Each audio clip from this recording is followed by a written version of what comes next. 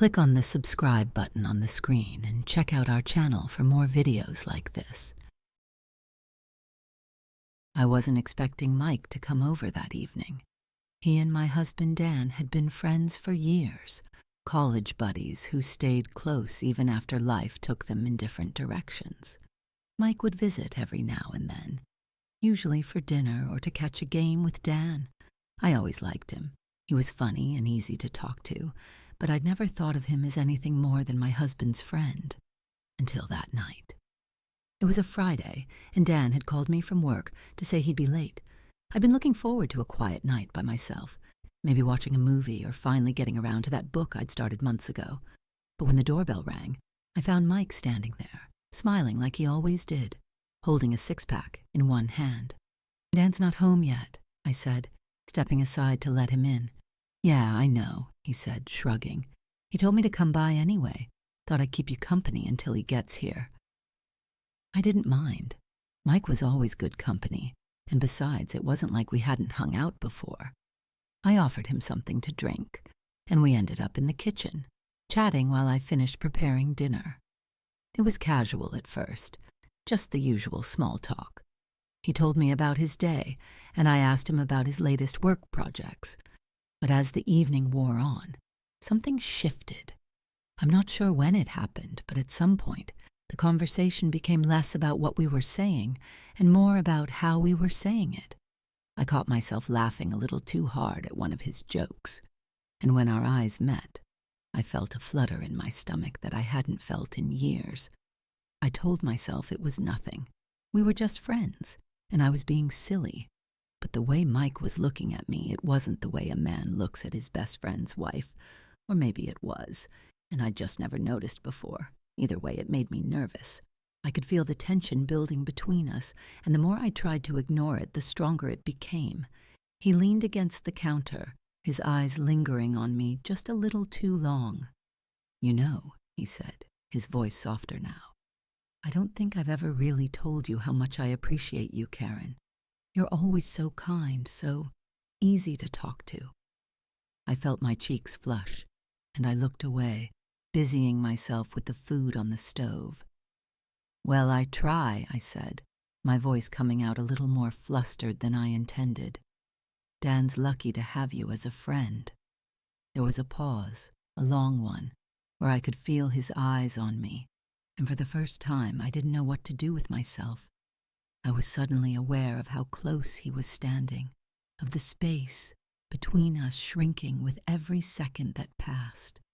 My heart was pounding, and I hated that it was. This was Mike, for God's sake. He was practically family, but there was no denying the way he was looking at me, and even worse, there was no denying the way it made me feel. It had been so long since I'd felt that kind of attention from anyone, and it stirred something in me I thought had been long buried. "Karen," he said softly, his voice barely above a whisper. I turned to face him, and for a moment, the world seemed to stop. The air between us was heavy, charged with something I couldn't quite explain. His eyes searched mine, and I knew, deep down, that this was a line we were standing dangerously close to crossing. But before either of us could say anything else, the sound of the front door opening shattered the moment. Dan had finally come home. The sound of Dan's footsteps coming down the hallway was like a splash of cold water. I blinked, turning quickly back to the stove, trying to pretend that nothing had happened, that there hadn't been a shift between Mike and me in those quiet seconds before Dan arrived. "Hey, babe," Dan called out, strolling into the kitchen with his usual relaxed energy. "Mike, you're here early." I forced a smile, grateful that Dan was oblivious to the tension hanging in the room. "Dinner's almost ready," I said, hoping my voice sounded steady. I glanced at Mike, who had already moved away from the counter, his easy smile back in place like nothing had happened. But when our eyes met again, there was a flicker of something beneath the surface, something neither of us could pretend hadn't just happened. Dan and Mike fell into their usual banter, talking about work and sports, as if nothing was out of the ordinary. I played my part, serving dinner and laughing at their jokes, but the entire time I couldn't shake the feeling of Mike's gaze lingering on me when Dan wasn't looking, and I hated how aware of it I was, how much it affected me. As we sat down to eat, I did everything I could to focus on Dan. He was his usual charming self, and I could see how much he enjoyed having his friend over. I loved him, of course I did, but there was something about the way Mike had looked at me earlier, the way his voice had dropped when he said my name, that stayed with me. It wasn't just a casual moment. It had felt loaded with possibility, dangerous, in a way I hadn't expected. And the worst part was, a small part of me liked it. After dinner, Dan suggested we all head into the living room to watch a game.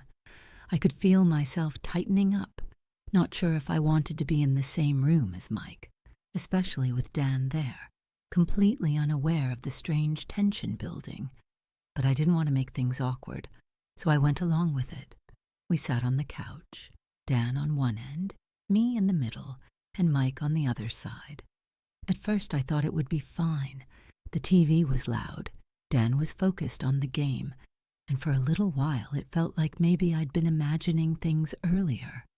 But then, slowly, almost imperceptibly, Mike shifted closer to me. Not enough for Dan to notice, but enough for me to feel it. The heat of his body next to mine, the way his knee brushed against mine when he moved, it sent a pulse of awareness through me, and I could feel my pulse quicken. I tried to focus on the game, but I couldn't. Every small movement Mike made seemed amplified in my mind. The brush of his leg against mine, the way his arm rested a little too close to my shoulder. It was driving me crazy, and I wasn't sure how much longer I could pretend that nothing was happening.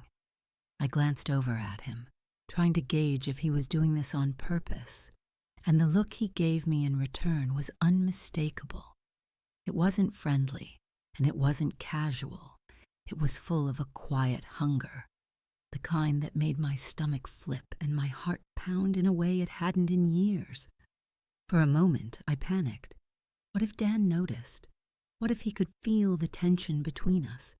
But when I looked at him, he was absorbed in the game, oblivious to everything that was happening right beside him. I should have been relieved, but instead, it only made the tension worse.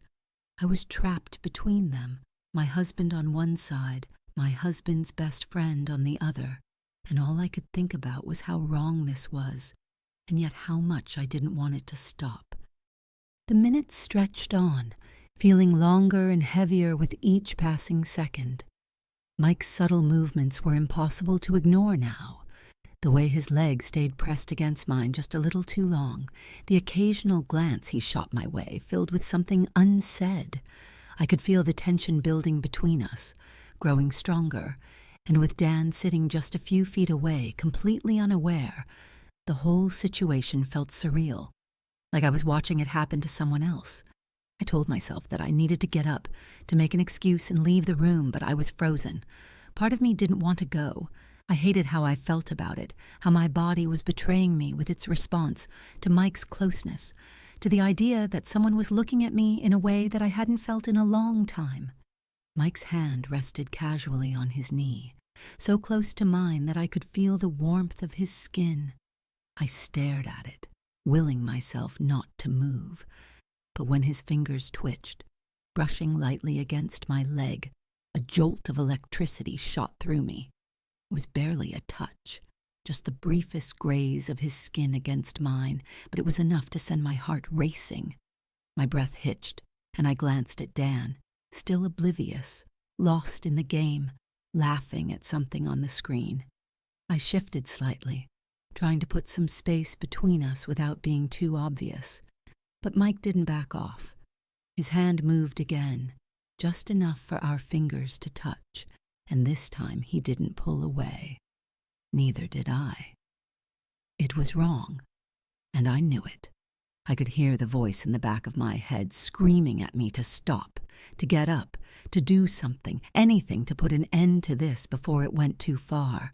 But I didn't, and I hated myself for it. "Karen," Mike whispered, so softly that Dan couldn't hear. His voice was low, and when I turned to look at him, there was something in his eyes that made my pulse quicken even more. He wasn't smiling anymore. His expression was serious, intense, and I could feel the pull between us like a magnet, drawing us closer. I didn't respond, couldn't trust myself to speak.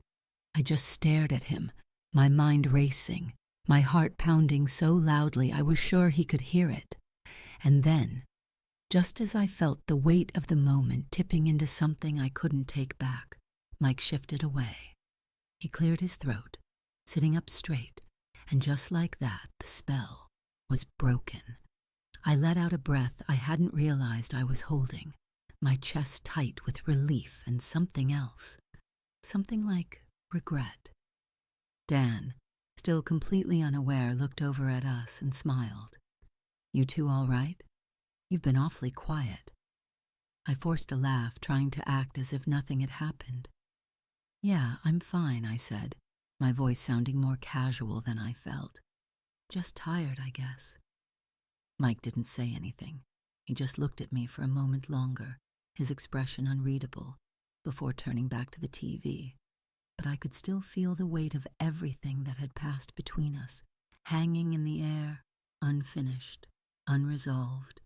I knew that nothing had actually happened. Not really, but it felt like we'd come so close to something neither of us could afford to let happen. The rest of the night passed in a blur. I kept my distance from Mike, barely making eye contact, and as soon as the game was over, I excused myself and went upstairs to bed. I could hear Dan and Mike talking downstairs, laughing like everything was normal. But I couldn't shake the knot in my stomach. When Dan came to bed later, he wrapped his arm around me, pulling me close, and I felt a wave of guilt wash over me. I loved him. There was no question about that. But whatever had almost happened with Mike tonight had shaken me, made me question things I hadn't questioned in years.